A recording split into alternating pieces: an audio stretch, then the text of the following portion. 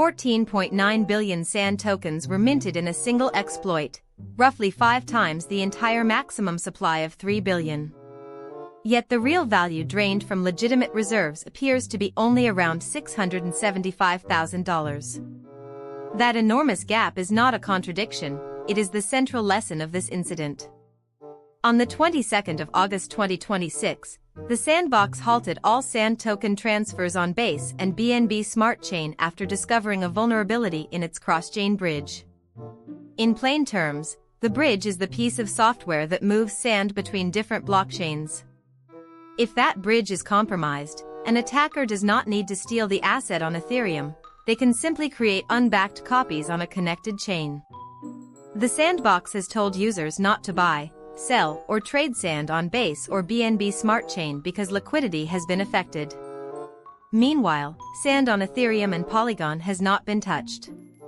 That matters because the Ethereum side holds the actual locked collateral that backs every legitimate bridged token. Today, the 23rd of August, the situation is contained but the bridge remains suspended.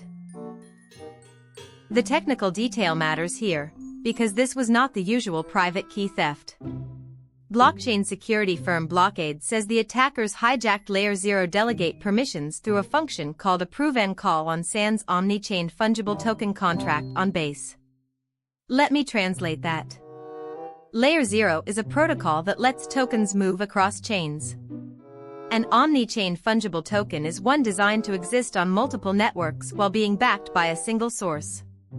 The approveAndCall function allows a contract to approve another address and immediately call it, all in one transaction.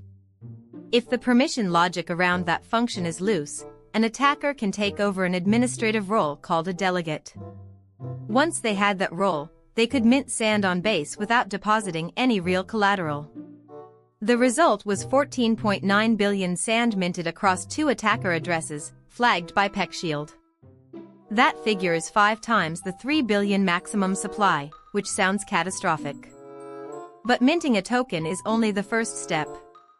The attacker still needs to sell it, provide liquidity, or drain a pool to turn those numbers into real money. This is where the $49 billion headline can mislead you. Blockaid reported that approximately $49 billion in face value SAND was minted across more than 400 transactions. Face value simply means someone took the market price of SAND and multiplied it by the number of newly minted units. It does not mean the attacker could extract $49 billion, because those tokens are not backed by locked SAND on Ethereum and most of them were never converted into liquid assets. Independent on-chain tracking paints a much smaller picture. Around 14.75 million SAND, worth roughly $675,000 at the time, and about 79.74 Ether left legitimate reserves before the bridge was shut down. That disconnect is the key analytical point. An exploit can create enormous notional supply, but the actual economic damage is limited by the liquidity available on the affected chains. In other words, the attacker's real profit is bounded by what they can sell or drain, not by how many tokens they can print. As soon as the issue became public on the 22nd of August, South Korean exchanges Upbit and Bithumb halted SAND deposits and withdrawals. They cited suspected security incidents and user protection laws. This is not just a local reaction, it reflects how quickly regulated exchanges now move when a token's bridge is compromised. The reason is simple.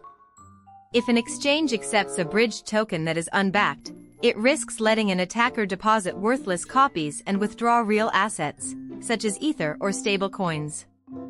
Exchanges would rather pause flow first and ask questions later.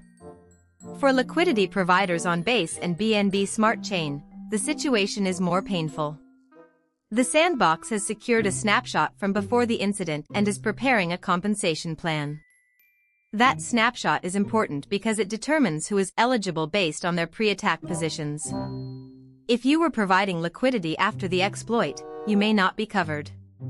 The advice not to trade SAND on those 2 networks is not a formality, it is a warning that pools there may be backed by fewer real tokens than they appear. If you hold SAND on Ethereum or Polygon, the Sandbox says you are not affected. Those tokens are backed by the SAND locked on Ethereum, which remains secure. If you hold SAND on Base or BNB Smart Chain, you face a different risk. The team has explicitly told users not to buy, sell, or trade SAND there because liquidity is affected. That is a rare and direct warning from a project, and it suggests the pools on those chains cannot be trusted until the team completes its analysis. Official communications say the affected tokens account for less than 0.01% of total SAND supply, while independent tracking shows a larger figure leaving reserves. The apparent mismatch depends on what is being counted: unbacked tokens still circulating versus value actually extracted. For an ordinary holder, the practical rule is simple. Do not touch SAND on Base or BNB Smart Chain until the bridge is reopened and the compensation snapshot is applied. Watch for the full incident report rather than relying on headline numbers. The Sandbox has said it has fully contained the vulnerability, suspended cross-chain functionality, and secured a snapshot from before the incident. It is preparing compensation for eligible liquidity providers and has promised a full incident report and technical analysis after further investigation. That sequencing tells us a lot.